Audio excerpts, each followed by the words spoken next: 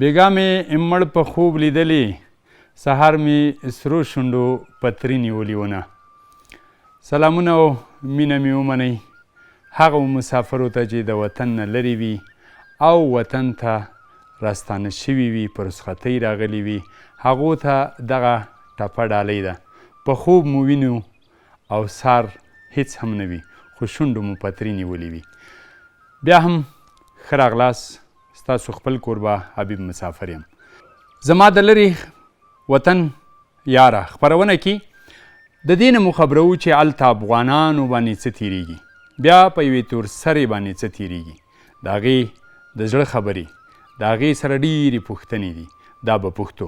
قدرمنو لیدونکو، نن را سره ډېره قدرمنه میلمنه ده، نسرین حمیدي ده.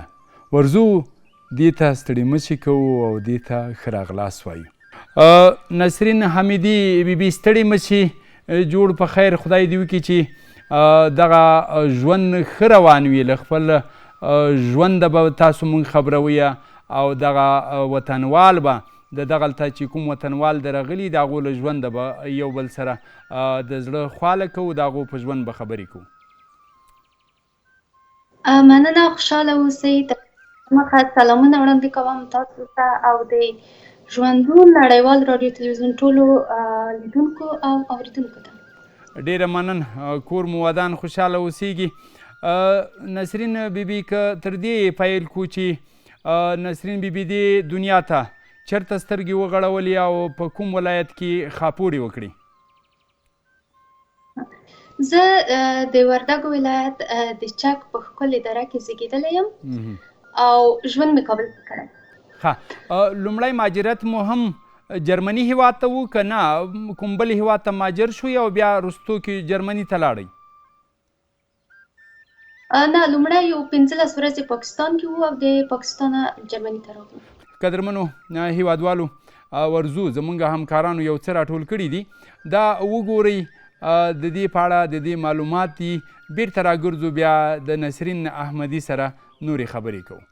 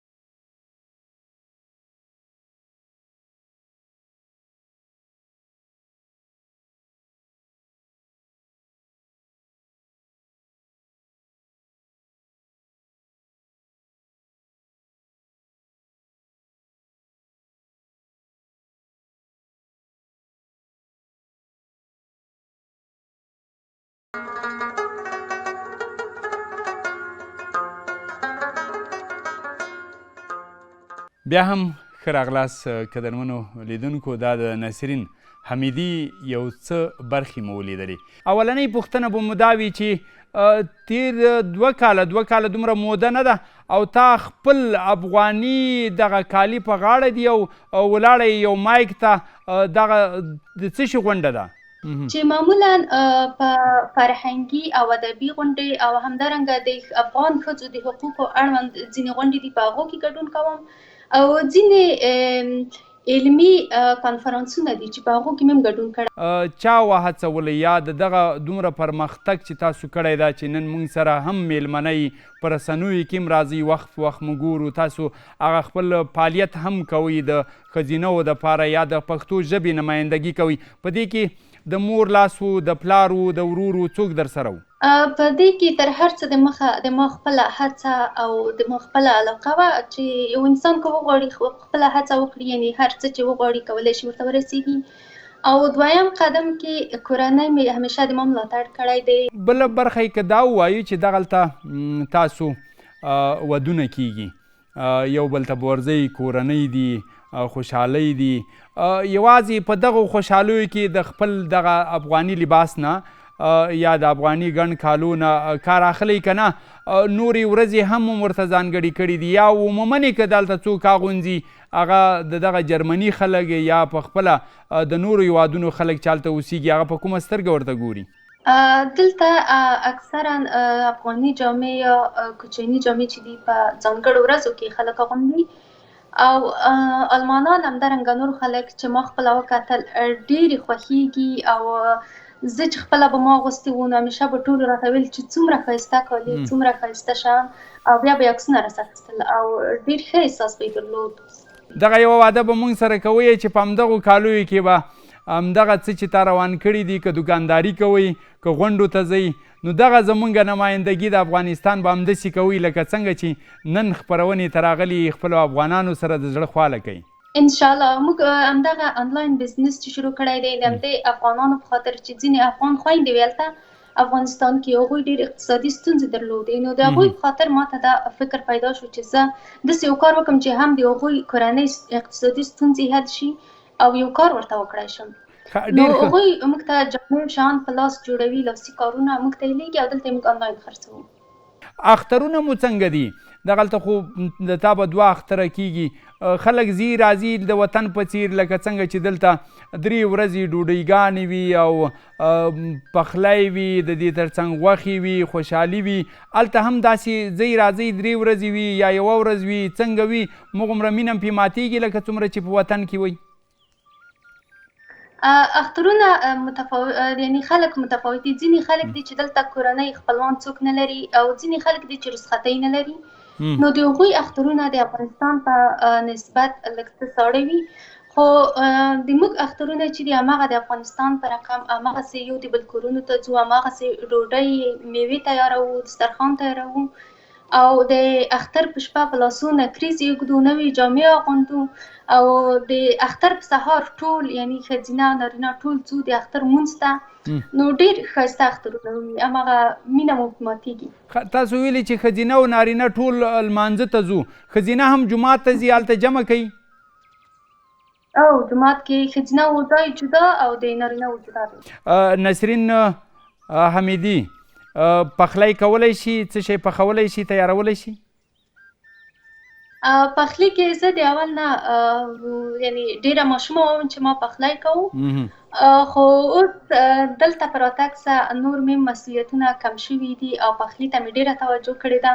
نو اوس وخت کې د پخلی مې یعنی یو د نورو ما د کورنۍ د خبرو نه یعنی د نورو خلکو د خبرو نه عالیترین پخلی کیدای شي د ما وي. لکه زه تاسو ته یوه کیسه وکړم چې څه وخت مخکې زه دفتر ته ما یو کیک پوخ کړی و، کله مې چې یوړو نو بیا ټولو همکارانو ټولو خلکو غوښتل اوس همیشه ما ته وایي چې ته باید موږ ته د کیک طریقه وښایې، که څه هم کیک هر څوک پخوي، خو دوی همیشه د ما نه همدا غوښتنه کړې، یعنی نور چا چې همداسې د ما پخلی لیدلی، هر چا د ما پخلی لیدلی به یې همیشه پوښتنه کړې چې د دې طریقه موږ ته وښیه. ښه، ډېر ښه. نو که تاسو دومره ښایسته کیک او کلچې پخوئ نو بیا خو ستاسو په لاس کې هنر ده، ولې د خوږو دکان نه جوړوئ په جرمني کې؟ نو رښتیا هم کلچې، کیک، جلابۍ دا شیان اخترونو کې ټول موږ خپله پخوو د خپل کور نه، تر اوسه موږ د دوکان نه راته نه دي اخیستي. څه ارمان مو په زړه کې پاتې ده چې یو انسان ارمانونه ډېر وي، یو پوره کیږي بل سر راوچتوي، خو ستاسو هغه لومړنی ارمان چې په زړه کې مو داغ دا ولاړ دا د ذهن کې مو دا هغه ارمان مو څه ده؟ د ما تر ټولو لوی ارمان دا دی چې په افغان نجونو او ښځو د کار د زده کړو محدودیتونه لرې شي، وطن مو آباد کړي او خلک یې همیشه خوشحاله او سوکاله ژوند ولري. لکه څنګه چې په نورو هیوادونو کې خلک ډېر خوشحاله ډېر آرام ژوندونه لري، همداسې زه وګورم چې د موږ افغانان هم د فقر او بېوزلۍ د غم خفګان په ځای همداسې خوشحاله ژوند ولري. په خوراکونو کې مو کوم خوراک ډېر خوښ ده؟ خوراکونو کې د ما چې زه کله د مکتب دوره کې وم نو دا ټوله دوره کې به ما همیشه د افغاني برګر خوړو، همداسې پوهنتون کې چې یوه جالبه هم ده چې مکتب کې بیخي د ما نوم برګر شوی و، نجونو به ما ته د برګر نوم اخیست، همیشه به خنده. نو اوس هم زه که دلته راغلې یم هر ډول خواړه وي، هر رقم هر څه وي، خو همیشه د ما هغه افغاني برګر مې د یاد نه وځي او اوس مې هم خوښېږي او زړه مې ډېر غواړي چې کاشکې کېدلی شوی، کاشکې پوسټ کې کېدلی شوی ما راغوښتی وای چې د ما د خوښې خوراک برګر دی. پیسې تاسو راولېږئ، برګر به زه پرې وخورم ستاسو په ځای باندې، سمه ده؟ ډېره مننه. کور ودان دا هم راته ووایي دلته زمونږ تورسرو به کلو ته به چې تلو هلته به مازدیګري کې تنور بلیده، د هغه لوګي به وو، د ډوډۍ بوی به وو، د دغه ډوډۍ او د هغې ډوډۍ فرق شته یا تاسو اوس هم په کور کې په تناره ډوډۍ پخوئ نه پخوئ یو ځای خورئ که نه ځان ځان ته یې خورئ؟ نه دلته موږ یو ځای ډوډۍ خورو او د موږ ډوډۍ دلته هم کورنۍ ده، مرجانه مې خپل کور کې ډوډۍ پخوي، خو بیرون کې هم پیدا کېږي. افغاني مارکیټو کې هر ډول ډوډۍ شته، څو ډوله افغاني ډوډۍ هلته هم پیدا کېږي. ډېر ښه، خدای دې لا هم افغانان هلته خوشحاله لري، سوکاله لري. دا راته ووایه چې هلته افغانان چې تاسو عموما ګورئ پیسې ګټي، زیار باسي او د هغې تر څنګ ډېر په سختو وظیفو کې دي، لکه مثلا که موږ ووایو داسې خلک شته چې دوه ځایه وظیفه کوي، یو ځای نه راخلاصېږي بل ځای. دغه د نن سبا ځوانان چې درغلي دي په کارونو بوخت دي، کارونه کوي، ډېر زیات زحمت وباسي. تر کومه چې زه پېژنم د ما خبرې شوي دي، حتی لکه څنګه چې تاسو ویل چې 2 ځایه کار کا، دوی ما داسې هم لیدلي دي چې 2-3 ځایه کار سره د درس هم ژبه زده کوي هم کار کو، ډېر زحمت وباسي. نو کاش وطن مو جوړ وای او دغه حالت نه وای دلته. تاسو ګورئ وخت په وخت چې په ناوړو لارو باندې افغانان درځي، د هغو څه ستونزې دي هلته؟ څنګه هغه ستونزې راته ووایه چې د دوی ته اسناد ورکوي نی ورکوي، ژوند یې څنګه ده، یو څه ناڅه د سر سوری دغه دولت ورسره مني نه مني ورکړی ده که نه، ستونزې شته که نه شته؟ د هغوی ستونزې ډېرې زیاتې دي. لومړی دا چې هغوی په لار کې کوم زحمتونه کوم تکلیفونه ګاللي وي، د هغوی په روح روان یې ډېر تاثیر کړی وي چې کله چې دلته راشي هغه خپل عادي یا نارمل حالت کې هغوی نه وي. او بل دلته هم ویره لري چې آیا زه به وکولی شم پاتې شم او که به بیرته ولاړ شم، دا هم د دوی په روح روان ډېر زیات تاثیر لري. او کوم حقوق چې هغه خلک چې قبول شوي راغلي دي یا قبول شوي غیر لري دوی نه لري، دوی په کامپو یا هایمو کې ژوند کوي چې دا هم دوی ته ډېر سخته ده. د هایم یا د کمپ ژوند د هغوی ډوډۍ نو دا شیان ډېر سخت دي، نو هغوی ډېر بد حالت کې وي چې زیاتره یې ډپریشن، استرس او همداسې ډېر رواني تکلیفونه پیدا کوي.